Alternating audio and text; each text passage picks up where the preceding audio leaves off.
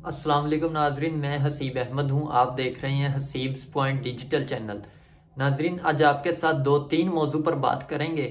पहला मौजू होगा तख्ते लाहौर के हवाले से कि तख्ते लाहौर अब किसके इंतज़ार में है, और दूसरा कि चौधरी शुजात हुसैन जो है वो इमरान खान को बड़ा सरप्राइज़ देने वाले हैं। और देखते हैं कि इमरान खान या नवाज शरीफ, इन दोनों में से सियासी बसीरत रखने वाला लीडर कौन है। पहली बात, तख्ते लाहौर के हवाले से अहम खबरें सामने आ रही हैं, जिनमें से एक खबर यह भी है कि अहम शख्सियत, जितनी भी अहम शख्सियात हैं वो लाहौर के अंदर क़याम पजीर हैं। पाकिस्तान के वज़ीर आज़म शहबाज शरीफ और वज़ीर ख़जाना इसहाक डार भी लाहौर में मौजूद हैं। इमरान खान ज़मान पार्क में मौजूद हैं। चौधरी शुजात हुसैन और परवेज़ लाई ये भी लाहौर में मौजूद हैं। इन सब का लाहौर में मौजूद होना जो है वो किसी भी खाली खतरे से कम नहीं है। ये एक दूसरे के साथ सियासी मुलाकातें कर रहे हैं और कोई बीच का रास्ता निकाल रहे हैं। और चौधरी शुजात हुसैन, जिनके बेटे चौधरी सालक हुसैन जो कि आजकल लंदन में क़याम पजीर हैं, ये सारी डीलें मार रहे हैं एक दूसरे के साथ। और चौधरी शुजात हुसैन के बारे में अहम खबर ये है कि चौधरी शुजात हुसैन की लंदन जाने का प्लान जो है वो मुतवक्के है, और जाकर वो मियां नवाज शरीफ के साथ मुलाकात करेंगे और पुरानी नाराज़गियाँ ख़त्म करेंगे। इसीलिए तहरीक इंसाफ के एक अहम रहनुमा, उन्होंने एक प्रेस कॉन्फ्रेंस के दौरान ये बयान दिया है कि अगर परवेज़ लाई साहब जो है वो असम्बलियाँ नहीं तोड़ते तो हम 178 अरकान पंजाब असम्बली से इस्तीफ़ा दे देंगे। इसका मतलब ये है कि तहरीक इंसाफ को खुद भी नहीं यकीन कि परवेज़ लाई साहब जो है वो उनके कहने पे असम्बली तोड़ेगा, ठीक है ना। तो तहरीक इंसाफ को खुद भी परवेज़ लाई साहब पर नहीं यकीन कि वो असम्बली तोड़ेंगे। और परवेज़ लाई साहब, कहा यह जा रहा है कि परवेज़ लाई साहब और चौधरी शुजात हुसैन एक हैं, इन दोनों के आपस में राब्ते बहाल हैं, ये एक दूसरे के साथ ठीक हैं। चौधरी शुजात का बेटा लंदन में नवाज शरीफ के साथ मुलाकातें कर रहा है, कोई डील तय कर रहा है, ठीक है। अब होगा क्या कि जब 178 अरकान इस्तीफे दे भी दें, अगर चौधरी परवेज़ लाई साहब जाकर खड़े हो जाते हैं नून लीग के साथ, तो क्या होगा।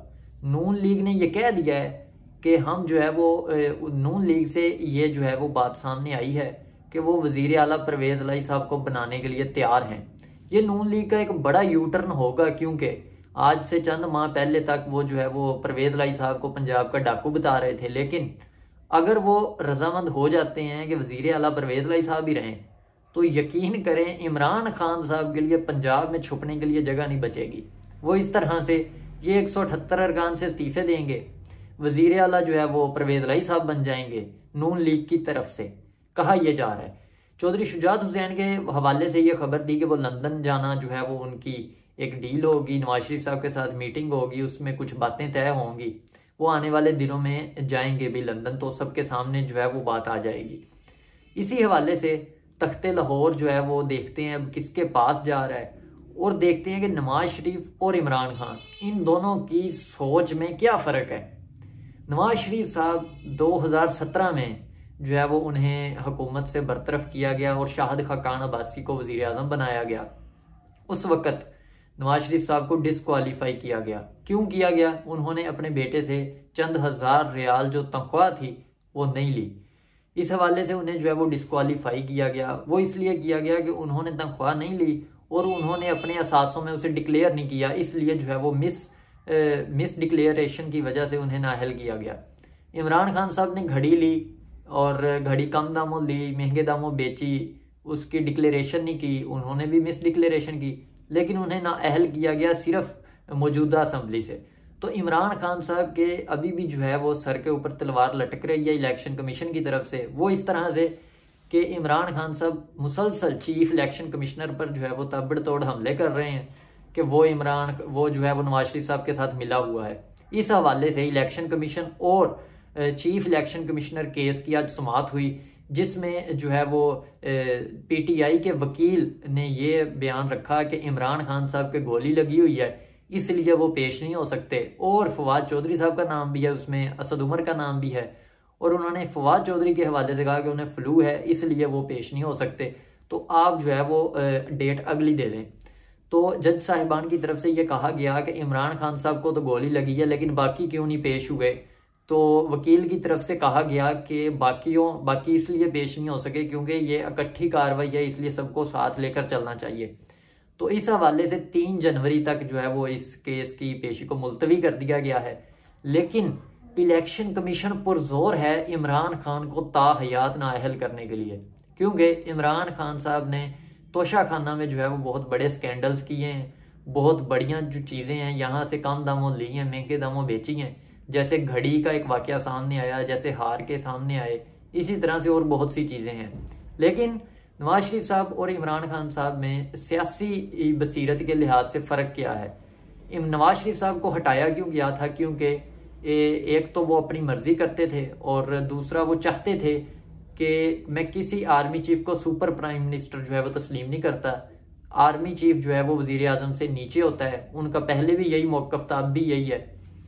तो इस वजह से उनकी जो है वो स्टैब्लिशमेंट के साथ नहीं बनती थी, जिस वजह से उन्हें जो है वो उनके खिलाफ ये केसेस बने सारे, किस तरह से लॉन्च किया गया इमरान खान साहब को, तो उन्हें निकाल दिया गया इस वजह से कि वो नहीं समझते थे कि प्राइम मिनिस्टर के ऊपर भी कोई सुपर प्राइम मिनिस्टर हो। लेकिन इमरान खान साहब की वो शख्सियत हैं कि जो जनरल बाजवा को खुद कह रहे थे कि मैं आपको ताहयात एक्सटेंशन देता हूँ, किसी तरह से मेरा इक़्तिदार बचाओ। एक वो शख्स है जिसने अपने उसूलों पर कोई कॉम्प्रोमाइज़ नहीं किया और इक़्तिदार छोड़ दिया, लेकिन हक की बात की कि आर्मी चीफ जो है वो वज़ीर आज़म से नीचे होता है। और दूसरी तरफ इमरान खान साहब हैं जो अपनी हुकूमत बचाने के लिए जनरल बाजवा को कहते रहे कि मैं आपको ताहयात एक्सटेंशन देता हूँ।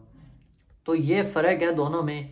एक शख्स जो है वो अपने इक़्तिदार के लिए ये 5 लोगों का 6 लोगों का जो सीनियर 3 लोग थे इस दफ़ा आर्मी चीफ बनने के लिए, उनका हक मारने वाला था कि किसी तरह से जो है वो इन्हीं को एक्सटेंशन दे के आगे चलाया जाए। तो इमरान खान साहब और नवाज शरीफ साहब में ये अहम फ़र्क ये है कि नवाज शरीफ साहब को सारी प्लानिंग के तहत निकाला गया, इमरान खान साहब को लाया गया, लेकिन 3.25 साल इमरान खान साहब की तरफ से किसी किस्म का उन पर कोई केस जो है वो साबित ना हो सका।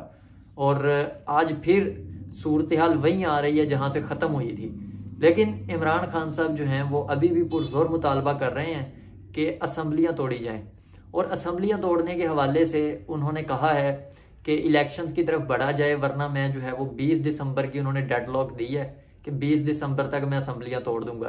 तो कल शेख रशीद ने भी इस चीज़ की दावा किया कि इमरान खान साहब 15 से 30 दिसंबर के दरमियान तक असम्बलियाँ तोड़ देंगे।